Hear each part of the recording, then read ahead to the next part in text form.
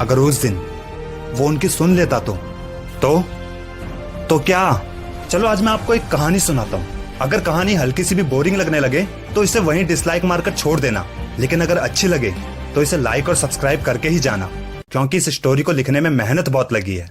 सन 2010 में जब कुछ नहीं था उसके बस में, पैसों की तंगी ने उसके परिवार से दुश्मनी जोड़ी थी, लेकिन गरीब घर में पैदा होना ये उसकी गलती थोड़ी थी। उम्र करीब 14 साल की, लेकिन बदतमीजी बड़ी कमाल की। शाम को गली के बच्चे जब खेलते थे छुपन छुपाई, तब वो लड़का अपनी अलग दुनिया में रहता था भाई। सारे बच्चे उससे बात करने में भाव खाते थे, पता नहीं क्यों। लोग उसने मेंटली प्रॉब्लम बताते थे, लेकिन चाहे जो भी हो उसे घंटा फर्क नहीं पड़ता था, क्योंकि वो करता वही जो उसको करना था। सब इग्नोर करते उसको, लेकिन उसे तो खुद से प्यार था, क्योंकि उसका अपना एक अलग ही संसार था, जहाँ वो नोकिया 2690 के कीपैड फोन से अजीबोगरीब फोटो खींचकर खुश रहता। पहाड़, पेड़, नदियाँ, झरना जो अपनी मस्ती में बहता, मानो इन सब की फोटो खींचना एक पैशन बन चुका था उसका।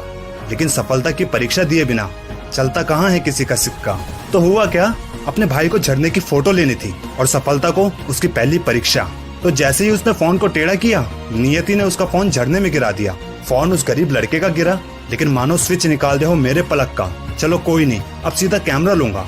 साले का नजरिया अलग था, क्योंकि कैमरा महंगा था, पैसों की दिक्कत आनी तो थी। कहाँ से लाए पैसा, जहाँ उसके घर में खाने को नहीं थी रोटी, उस पे तो बस एक किराए का मकान था।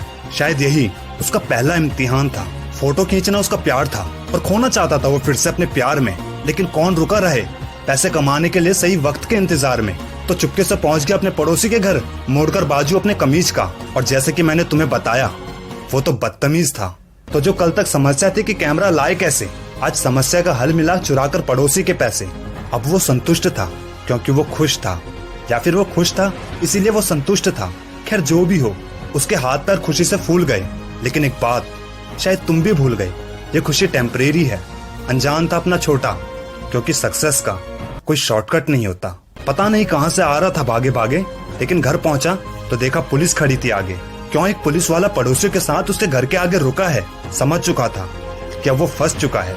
जो लोगों को हमेशा हिम्मत देता आज खुद बेजान था, क्योंकि ये उसका आखिरी और सबसे बड़ा इम्तिहान था। तो ऐसे में नियति ने उसे और कंफ्यूज करने के लिए दो ऑप्शंस रख दिए, या तो पैसा वापस या जेल जाओ बुलवा दिया पड़ोसी के जरिए। थोड़ा सोच विचार करके हल्का सा मुस्कुराया। कैमरे से उसे प्यार था और कैमरे ने ही उसे फंसाया। फिर पड़ोसी के सीसीटीवी कैमरे की तरफ आंख मारकर पुलिस की तरफ हाथ बढ़ाया। सबने बहुत समझाया पैसे वापस कर दे, वरना जेल जाकर जिंदगी हो जाएगी बेकार, लेकिन नहीं माना। आखिर उनकी नजरों में तो वो पागल था ना यार। तो भैया 14 साल का लड़का हंसते हंसते चला गया जेल में। कुछ बता रहा था मुझे जाते जाते इशारों के खेल में। मैं हैरान था, जाते जाते हुए भी हंसने के बजाय क्यों नहीं रोता। फिर समझ में आया, कमीने के बैग में कैमरा जो था। पर सवाल ये है, कैमरा खरीद कर कब लाया था। शायद कैमरा खरीद कर ही भागते भागते घर पर आया था।